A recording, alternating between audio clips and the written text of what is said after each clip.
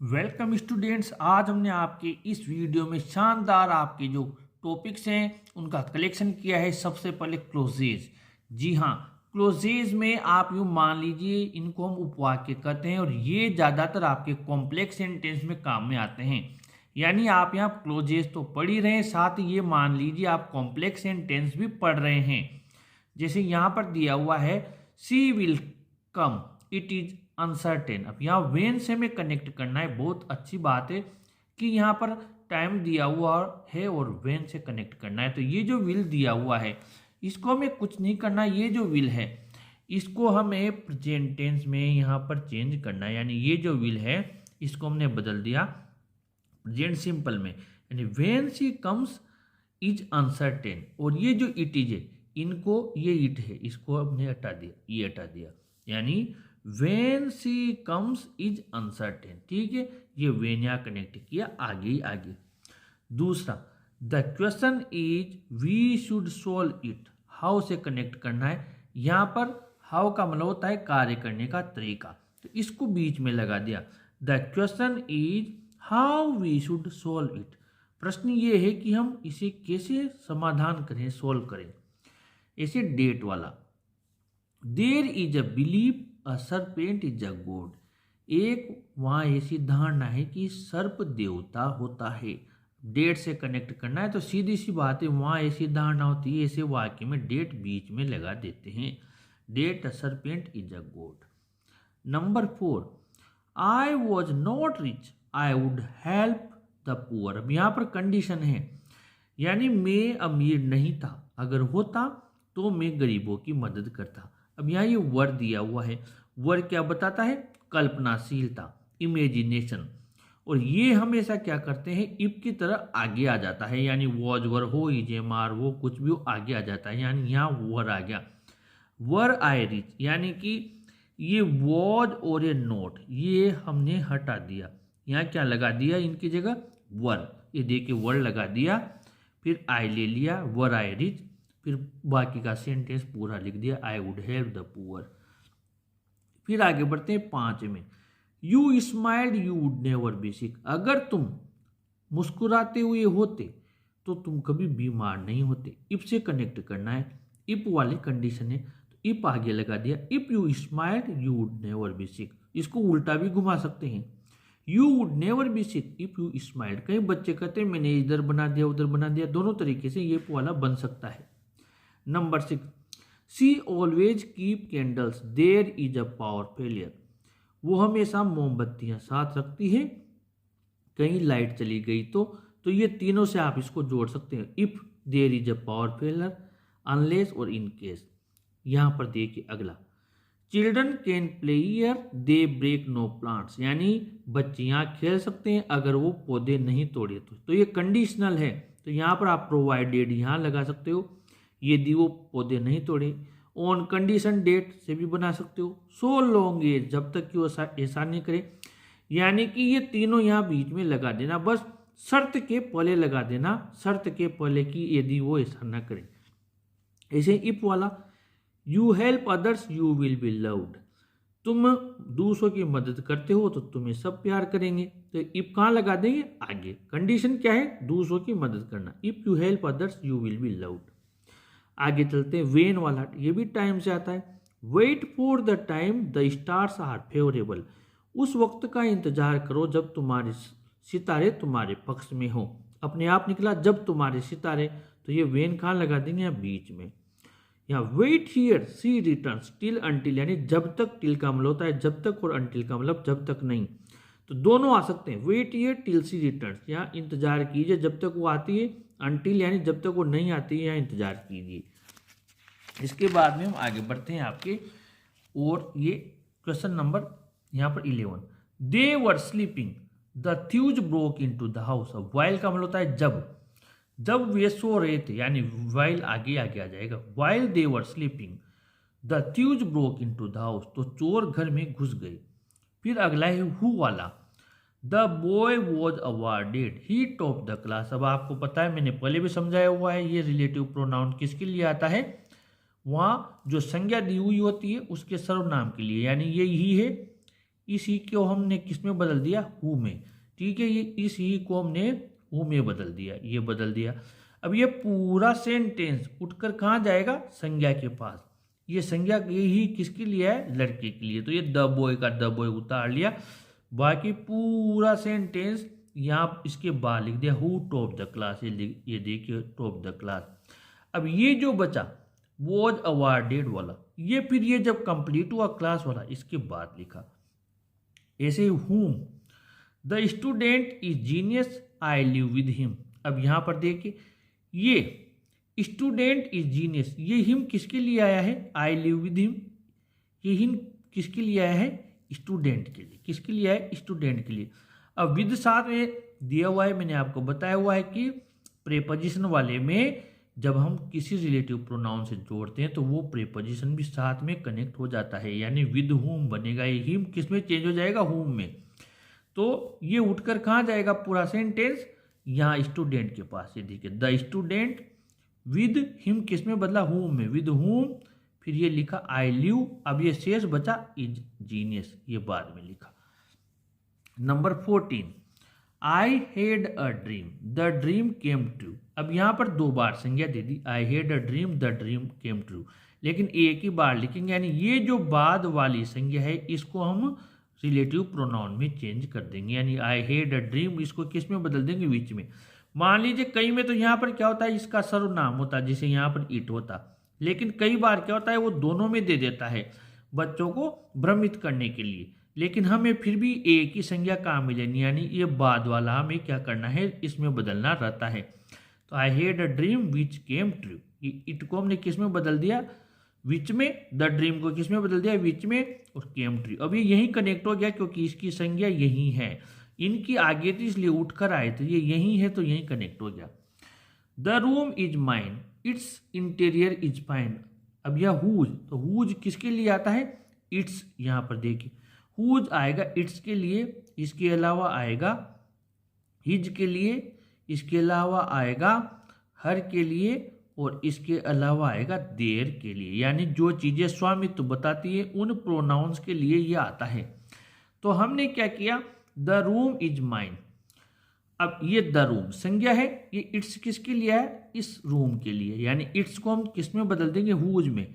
Whose में बदल दिया तो पूरा सेंटेंस उठकर कहाँ आएगा, रूम के पास। तो द रूम, अब पूरा सेंटेंस उठाया, हुज इंटीरियर इज फाइन। अब बचा क्या, इज माइन, खान लिखेंगे बाद में।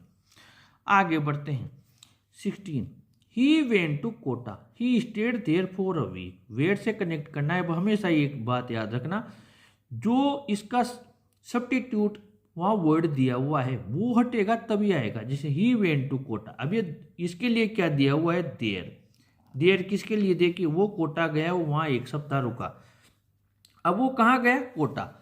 कोटा गया तो ये स्थान हो गया, तो वेयर कहाँ आएगा, स्थान के पास। और देर को किस में बदल देंगे, वेयर में। यानी कि ही वेंट टू कोटा। अब ये कोटा यही है लास्ट में, तो ये सेंटेंस हमने यही कनेक्ट कर दिया। He went to Kota, where ये लिखा ही, ये स्टेड देर को हमने वेयर में बदल दिया, स्थान के पास लगा दिया, वेयर ही स्टेड। फिर क्या बचा, फॉर अ वीक। आगे बढ़ते हैं, वॉट वाला। I like it the best it is football. मुझे जो चीज़ सबसे बेस्ट लगती है वो है फुटबॉल। अब यहाँ पर हमें वॉट से कनेक्ट करना है। अब देखिए यहाँ पर वॉट से कनेक्ट करेंगे तो इसमें वॉट हमने आगे आगे लगा दिया। What I like the best, ये इट हटा दिया। What I like the best, जो चीज़ मुझे सबसे ज़्यादा अच्छी लगती है, इसमें भी फिर इट हटा दिया, is football.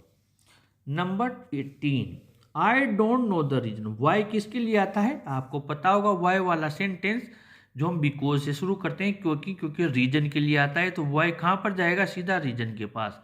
I don't know the reason people break traffic rules. I don't know the reason, और इसको यहाँ कनेक्ट कर देंगे रीजन के बिल्कुल पास में।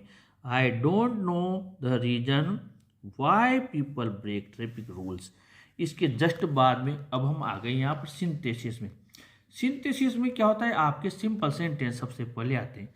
सिंपल सेंटेंस की एक चीज़ विशेष ध्यान दें कि सबसे पहले आते हैं इसमें नो टाइम गैप वाले सेंटेंस। जो कि प्रेजेंट पर पार्टिसिपल से शुरू होते हैं, यानी कि वर्ब की फर्स्ट फॉर्म आईएनजी से बनाते हैं, जिनमें गैप नहीं होता, जो तुरंत एक कार्य के जस्ट बाद दूसरा कार्य होता है। जैसे ही fell from the tree, he broke his leg. तो इस फेल को हमने क्या किया, फर्स्ट फॉर्म में लिया, इसकी फर्स्ट फॉर्म फॉल होती है, इसके आईएनजी लगा दिया। Falling from the tree, he broke his leg.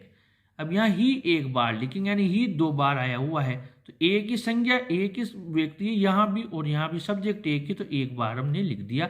ये पहले वाले का लिखने की जरूरत नहीं है, क्योंकि ये तो हमने आईएनजी से चेंज कर लिया।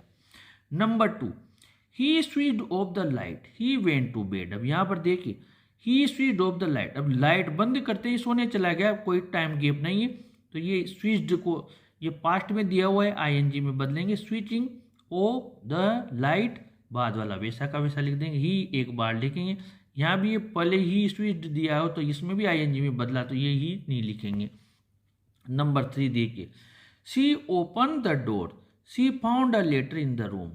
अब दरवाजा खोलते लेटर मिल गया, नहीं एक एक्शन के जस्ट बाद दूसरा हुआ, तो इसमें भी सी 2 बार दिया हुआ है, सी एक बार लिखेंगे, और इसको किस में बदला, फर्स्ट फॉर्म यानी इडियट आया, आईएनजी लगाया। Opening the door, she found a letter in the room, ये बाद वाला वैसा का वैसा लिख दिया। नंबर 4, अब ये थोड़ा टिपिकल लिया है, ताकि आप लोगों के मान लीजिए ऐसा भी आ जाए तब भी आप बना दें।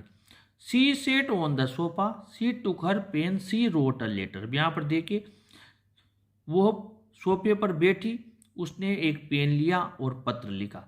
अब सबसे पहले कौन सा कार्य किया, पहले सोफे पे बैठ की पेन ली, पहले तो पेन हाथ में लेगी, हाथ में पेन किस लिए लिया, उद्देश्य लिखेंगे, इसे 4 से कनेक्ट करते हैं, 4 प्लस फर्स्ट फॉर्म आईएनजी से, और उसके बाद में जो लास्ट में काम हुआ, भले यहाँ पर आगे पीछे कैसे भी दिए हुए हों, हमें इनको जमाना, पहले जो कार्य हुआ, फिर उसका उद्देश्य क्या था, फिर लास्ट वाला कार्य। जैसे टेकिंग हर पेन, इसको आईएनजी में बदला, टेकिंग हर पेन, ये लिखा, क्यों लिया पेन, ये जो उद्देश्य है इसको 4 प्लस आईएनजी से कनेक्ट करेंगे, ये फर्स्ट फॉर्म में ले जाएंगे, 4 लगा के, 4 writing a letter, taking her pen for writing a letter, इसको राइटिंग अ लेटर में बदला।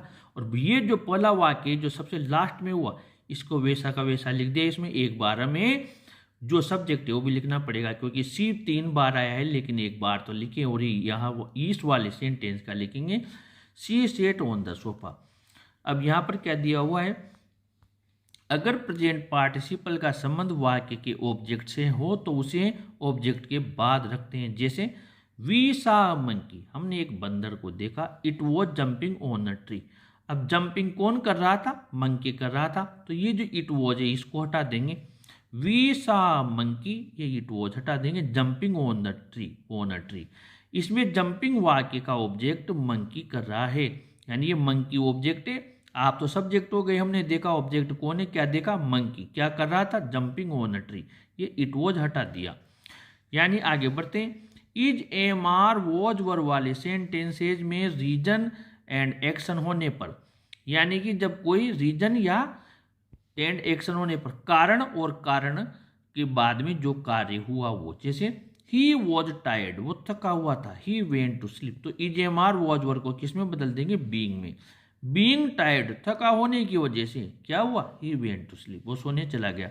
ही एक बार लिखेंगे, क्योंकि यहाँ भी ही है, यहाँ भी ही है, इस वाले को हमने आईएनजी से कनेक्ट कर दिया बीइंग से, फिर यहाँ पर ही वेंट टू स्लीप, बाद वाला वैसा का वैसा लिख दिया। फिर I was hungry, I took my food. अब इसको क्या, मैं भूखा था, मैंने अपना भोजन किया। अब यहाँ आई भी एक बार ही लिखेंगे, क्यों, क्योंकि यहाँ भी आई है, यहाँ भी आई है। अभी इजेएमआर वॉज और वाले को किस में बदलेंगे, बीइंग में, being hungry I took my food. अब और आगे बढ़ते हैं, आपके ये अगला सेंटेंस दिया हुआ है यहाँ पर पास्ट पार्टिसिपल का, यानी इसमें आपकी क्या है, एडजेक्टिव विशेषण के रूप में थर्ड फॉर्म काम में आती है। जैसे पहचान क्या इसकी, एक सेंटेंस इजेएमआर वॉज वर्ब के साथ वर्ब की थर्ड फॉर्म में आएगा वो, जैसे ही वो disguised as a saint, he escape to Nepal, उसने साधु के रूप में डिस्गाइज यानी बेस बदल कर वह नेपाल भाग गया। तो disguised as a saint, he escape to Nepal.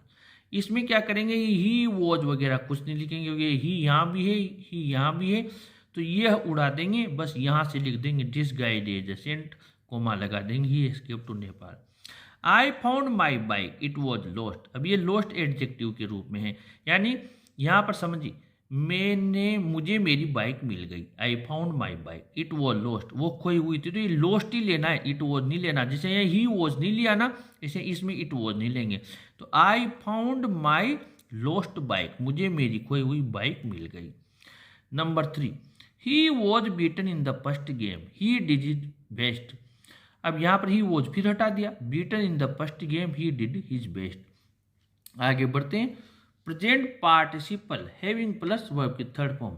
इसमें क्या होता है, टाइम गैप होता है, यानी एक कार्य के समाप्त होने के बाद जब दूसरा कार्य शुरू होता है। जैसे the servant swept the room he went away. अब यहाँ पर सर्वेंट ने पहले रूम साफ किया, उसके बाद गया, टाइम गैप है इसमें, तो इसको हैविंग से बना दिया। Having swept the room the servant went away. अब यहाँ द सर्वेंट यहाँ है और हमने लिखा है वेंट अवे, ही था, लेकिन हमने इस ही की जगह क्या लिखा, सर्वेंट। क्यों? क्योंकि नाउन सर्वेंट है तो ही नहीं लिखेंगे, यही सर्वेंट तो यहाँ पर ही है, तो जहाँ पर संज्ञा उपलब्ध हो तो फिर सर्वनाम क्यों लिखेंगे। इसको तो हमने बदल दिया, यहाँ पर देखिए स्वेप्ट वाले को तो हैविंग स्वेप्ट द रूम, और इस ही की जगह हमने संज्ञा लिखी द सर्वेंट वेंट अवे। यहाँ पर देखिए I packed my luggage I went to the station.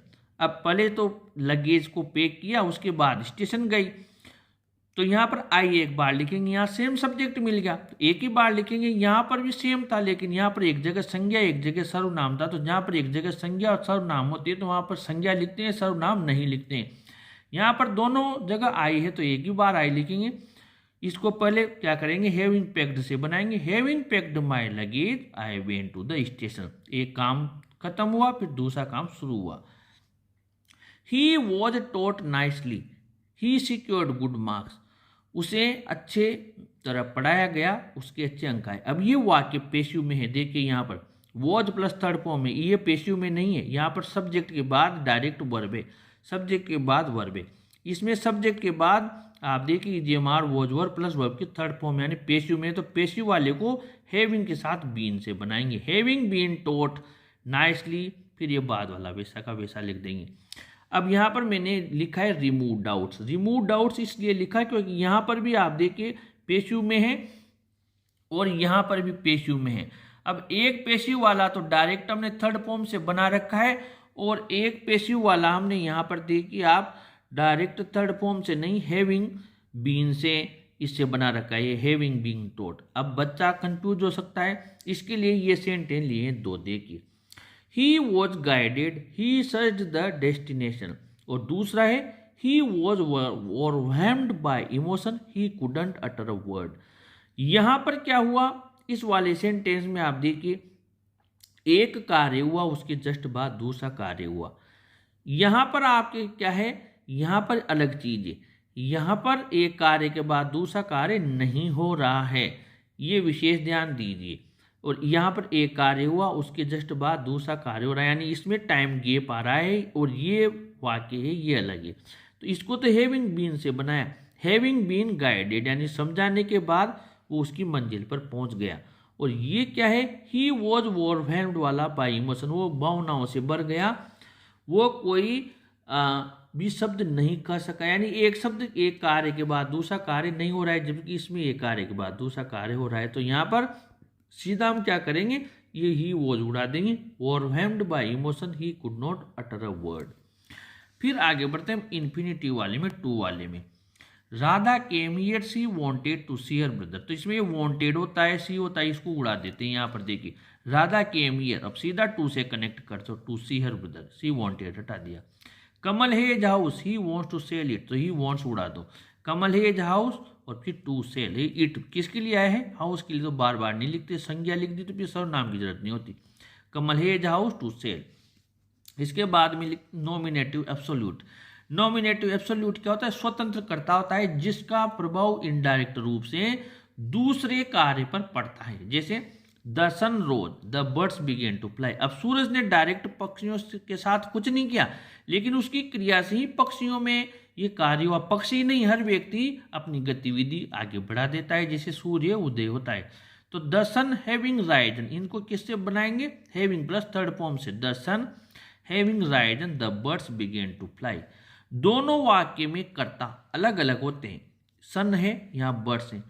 इसमें कर्ता का दूसरे वाक्य के कर्ता पर अप्रत्यक्ष प्रभाव पड़ता है, डायरेक्ट नहीं, अप्रत्यक्ष। जैसे द टीचर वॉज एब्सेंट, अब टीचर एब्सेंट है, the boys did not work, बच्चों ने काम नहीं किया।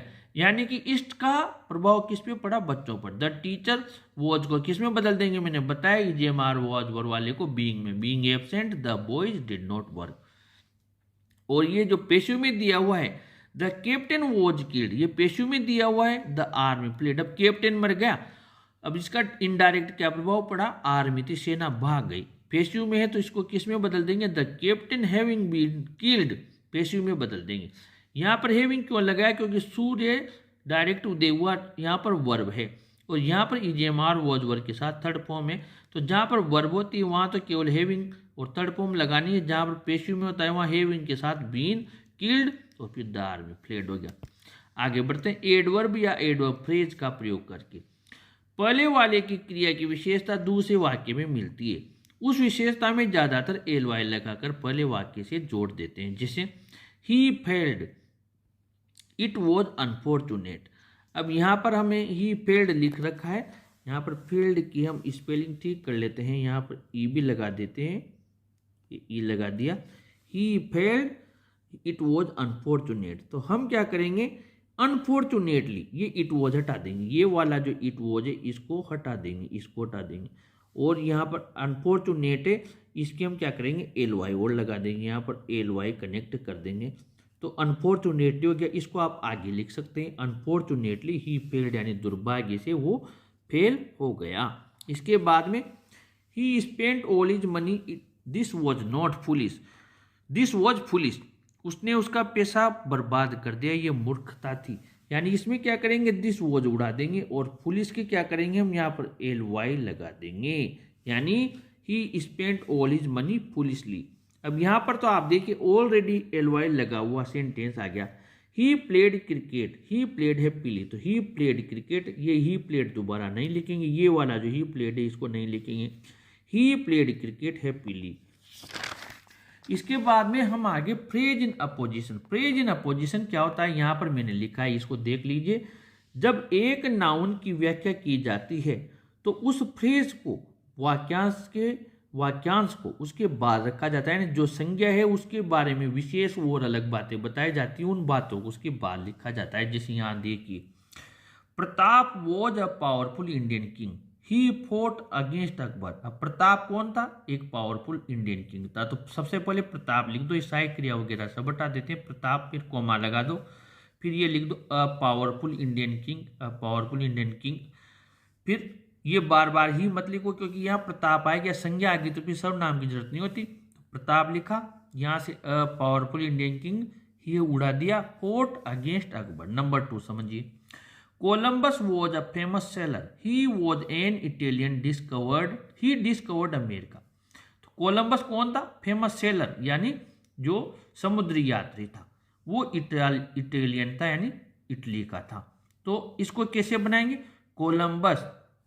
कोलंबस अ फेमस, अब सेलर के साथ वो इटली का था, तो इसको इसमें मिला देंगे, Columbus a famous Italian seller. फिर ही डिस्कवर्ड अमेरिका, तो मैंने क्या कहा, संज्ञा आ जाए तो फिर सर्वनाम बार बार नहीं लिखेंगे, कोमा लगाकर क्या लिख दिया, डिस्कवर्ड अमेरिका। और समझिए, Japan is a rich country, it is called the land of the rising sun, इसे सूर्योदय का देश कहा जाता है।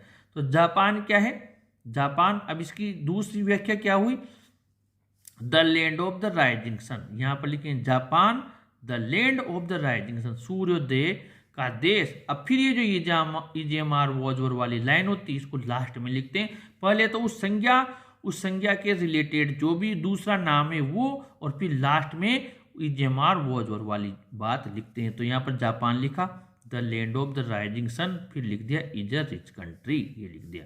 वो समझिए, Ravi is the best boy in the class, he is the monitor. Ravi, अब इसकी दूसरा पद क्या मिला हुआ है, दूसरा इसका रवि, दूसरा क्या है, मॉनिटर है। इसका दूसरा, जैसे जापान है, दूसरा क्या है, सूर्योदय का देश है, फिर आएगा ईजेएमआर वाला। इसे रवि, अब ये क्या है, मॉनिटर है, तो रवि फिर क्या लिखा, द मॉनिटर। अब ईजेएमआर वाली बात लिख देंगे, वॉजर वाली। रवि द मॉनिटर, फिर लिखेंगे is the best boy in the class. अब आ गए हम आपके यहाँ पर कंपाउंड एंड कॉम्प्लेक्स में। तो इसमें क्या होता है, परस्पर विरोध बताने वाले। अब परस्पर विरोध बताने वाले में कंपाउंड के पास तो बचा बट येट स्टिल, ये कंजंक्शन है।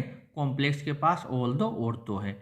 सेंटेंस दिया उसने कि he is poor, he is honest. अब ये विरोध बता रहे हैं, गरीब है लेकिन ईमानदार है, तो इसको कैसे बनाएंगे, ही इज पुअर, तीनों ले सकते हो, बट लेकिन, एट यानी फिर भी, स्टिल यानी फिर भी, ही इज ऑनेस्ट, वह गरीब है लेकिन ईमानदार है। तीनों में से तीनों नहीं लिखना, एक आएगा, क्यों, तो आप तीनों में से एक से कनेक्ट कर सकते हो, he is poor but he is honest. अब इसको बनाएंगे इसी सेंटेंस को, तो ऑल दो या दो आगे ले लेंगे। ऑल दो he is poor he is honest, या दो यद्यपि he is poor he is honest, दोनों का मतलब क्या होता है, यद्यपि। वैकल्पिक, जहां पर दो चीजें अवेलेबल होती है या कंडीशन होती है, जैसे अब इसके लिए तो इसके पास आइदर और अदरवाइज है, इधर कॉम्प्लेक्स के पास इफ या अनलेस है। तो जैसे यहाँ सेंटेंस दिया, do it you will be punished, ऐसा करो नहीं तो तुम्हें सजा दी जाएगी, तो इसको आप आइदर और से बना सकते हो, आइदर डू इट और यू विल बी पनिश्ड, या तो ऐसा करो नहीं तो तुम्हें सजा दी जाएगी। या आप इसको बना सकते हो, डू इट, यहाँ पर ये और ले लो, और यू विल बी पनिश्ड, नहीं तो तुम्हें सजा दी जाएगी। अदरवाइज से भी बना सकते हो, डू इट फिर यहाँ अदरवाइज लगा दो, otherwise you will be punished. इधर इफ से जोड़ेंगे तो आप इसको ऐसे बना सकते हो कि अनलेस से जोड़ेंगे इसको, यदि ऐसा नहीं करते हो तो, जैसे यू विल बी पनिश्ड, तुम्हें सजा दी जाएगी, अनलेस यू डू इट, तुम अगर ऐसा नहीं करते हो तो। अब ये देखिए, do not jump you will fall, अब ये डू नॉट वाला है, इसको इफ से बदल सकते हो आप, इफ यू जंप, यदि तुम जंप लगाते हो, कूदते हो, यू विल फॉल। कारण परिणाम में देखते हैं, कारण परिणाम में कंपाउंड में तो ये चार हैं, सो इसलिए, फोर का मतलब क्योंकि, हैंस का मतलब इसलिए, देयरफॉर का मतलब इसलिए। इसके पास इसलिए वाले तीन है कंपाउंड के पास, और क्योंकि वाला फोर है। कॉम्प्लेक्स के पास में फोर यानी क्योंकि वाले ही हैं, इसलिए इसके पास नहीं है। बिकॉज है क्योंकि वाला, सिंस क्योंकि वाला, एज है भी क्योंकि वाला, और क्योंकि का इसके पास फोर है कंपाउंड के पास। आइए देखते हैं, he was ill he did not attend the class. अब आपको क्या करना है, कारण क्या था, बीमार था, और परिणाम क्या हुआ, क्लास अटेंड नहीं किए। इसका बना सकते हो, ही वॉज इल, वो बीमार था, so he did not attend the class, therefore he did not attend the class, hence he did not attend. तीनों का मतलब क्या होता है, इसलिए, तीनों से बना दिया। इधर अब इसकी तो मजबूरी है, इसलिए इसके पास है नहीं, इसके पास तो तीनों ही क्योंकि वाले हैं, तो क्योंकि वाले में क्या करते हैं, पहले तो क्या करेंगे, वजह, परिणाम लिखेंगे, लास्ट में वजह लिखेंगे, कारण लिखेंगे, यानी सेंटेंस घुमा दिया, he did not attend the class because since as he was ill, क्योंकि वो बीमार था। इसकी मजबूरी है, इसके पास इसलिए वाला है नहीं, इसके पास तो तीनों ही क्योंकि वाले हैं, तो उसको घुमा के लिखना पड़ा। इसके पास भी एक क्योंकि वाला है फोर, तो उसको इसमें इसने भी घुमा दे देखिए, he did not attend the class as for he was ill, इसने इसकी तरह बनाया क्योंकि एक इसके पास भी है क्योंकि वाला, इसके पास इसलिए वाला कोई भी नहीं है, सारे कंपाउंड ले गए, सो देयरफॉर हेंस। इसके पास इसलिए वाला फोर, क्योंकि वाला फोर भी है, इसलिए वाले भी है, इसके पास नहीं है, जिसको तो फिर इनसे बनाना पड़ेगा कॉम्प्लेक्स को। आगे बढ़ते हैं, ये he was very poor he could not buy this books, वो बहुत गरीब था इसलिए वो पुस्तक नहीं खरीद सका। कंपाउंड से बनाएंगे तो मैंने कहा ना, इसके पास इसलिए वाले तीन है, सो देयरफॉर हेंस, तो यहाँ पे कुछ कोई सा भी लगा दो आप, ही was very poor, so therefore hence, इसलिए वो पुस्तक नहीं खरीद सका। कॉम्प्लेक्स के पास में आपको सो डेट से भी बना सकते हो, जैसे ही वॉज, सो को किस में बदल देंगे, यहाँ पर वेरी पुअर को किस में बदल देंगे, वेरी को सो में, ही वॉज सो पुअर, और बीच में डेट लगा देंगे, that, he was so poor, वो इतना गरीब था, वेरी को सो में बदला, that he could not buy this books. और आप इसको चाहें तो कॉम्प्लेक्स में मैंने बताया इसके पास बिकॉज भी है, हेंस सो है, तो उससे भी बना सकते हो, जैसे he could not buy this book because he was poor. ठीक है, ऐसा ना सोचे कि मैंने ऐसे बना दिया, कॉम्प्लेक्स में बनाना है आपने, बस ये है बात। जोड़ बताने वाले, कनेक्ट करने वाले, जैसे एंड, कंपाउंड के पास क्या है, and both and not only but also as well as, ये है इसके पास में, जैसे Ram is a doctor he is a player also. अब ये एक ही व्यक्ति की दो विशेषता होगी तो क्या करेंगे, किसी से भी जोड़ देंगे। जैसे Ram is a player and as well as a player, यानी वो डॉक्टर भी है और एंड से भी जोड़ सकते हो, एज वेल एज से भी जोड़ सकते हो। दूसरी विशेषता लिख दी, अभी इज अ प्लेयर, ऑल्सो लिखने की जरूरत ही नहीं है, ही इज और ऑल्सो क्या लिखेंगे, इधर से एक विशेषता ले लेंगे, अ प्लेयर। यानी राम इज अ डॉक्टर और एंड से जोड़ो तो एंड लगा तो एंड अ प्लेयर, ये दूसरी विशेषता ले ली, ही इज बार बार नहीं लिखेंगे। बोथ एंड से भी जोड़ेंगे तो पहले के साथ पहली विशेषता, दूसरे के साथ दूसरी विशेषता। जैसे राम इज, अब ये बोथ एंड है तो बोथ यहाँ लिखा बोथ, अब पहली विशेषता क्या है, डॉक्टर, दूसरी विशेषता क्या है, प्लेयर, तो फिर एंड के बाद अ प्लेयर। इसे नॉट ओनली में पहली विशेषता पहले के साथ, राम इज नॉट ओनली, अब ये क्या है, अ डॉक्टर, दूसरी क्या विशेषता है, अ प्लेयर, तो बट ऑल्सो अ प्लेयर। अब हम दूसरा वर्ड लेते हैं जिसमें टेंस चेंज होता है। Sita is my friend, Gita is my friend. अब Sita is my friend, Gita is my friend, दो हो गई, तो बोथ किसके साथ लगाएंगे, मैंने बताया पहले के साथ पहला, दूसरे के साथ दूसरा, यानी बोथ सीता और दूसरी कौन है, गीता, तो एंड इनके बीच में लगा दिया, पहले के साथ पहला, दूसरे के साथ दूसरा, और दोनों मिलकर सीता और गीता मिलकर क्या हो गई, बहुवचन हो गई। तो यहाँ पर इज को किस में बदल देंगे, आर में, और फ्रेंड को क्या कर देंगे, फ्रेंड्स। ऐसे नॉट ओनली बट ऑल्सो वाले में क्या होता है, बाद वाले कर्ता के अनुसार सहायक क्रिया लगाते हैं। जैसे not only Sita but also Gita is my friend, ये बाद वाले के अनुसार। ऐसे सीता एंड गीता दो मिलकर हो गए आर बहुवचन, और my friends. Sita as well as Gita is my friend, इसमें एज वेल एज वाले में पहले वाले कर्ता के अनुसार सहायक क्रिया लगाते हैं, यानी कि Sita as well as Gita, पहले वाले में भी सहायक क्रिया दी हुई है, इसलिए यहाँ लिख दिया। ध्यान रहे एज वेल एज वाले में मान लीजिए यहाँ पर आई के साथ एम होता और ये सेंटेंस होता तो यहाँ पर फिर एम आता। विशेष ध्यान देना, मैं फिर समझा दूं, एज वेल एज वाले में पहले वाले कर्ता के अनुसार सहायक क्रिया आती है, नॉट ओनली बट ऑल्सो वाले में बाद वाले के अनुसार, और बोथ एंड और एंड में बहुवचन की आती है। इस प्रकार ये आपके इसमें हमने आज क्लोजेज और आपके सिंथेसिस कंप्लीट किए। अगले पार्ट में आपसे फिर मुलाकात होगी, तब तक चैनल के साथ बने रहिए। इस वीडियो को जरूर लाइक शेयर कीजिए और अपने चैनल को भी जरूर सब्सक्राइब कीजिए स्टूडेंट्स। Thank you.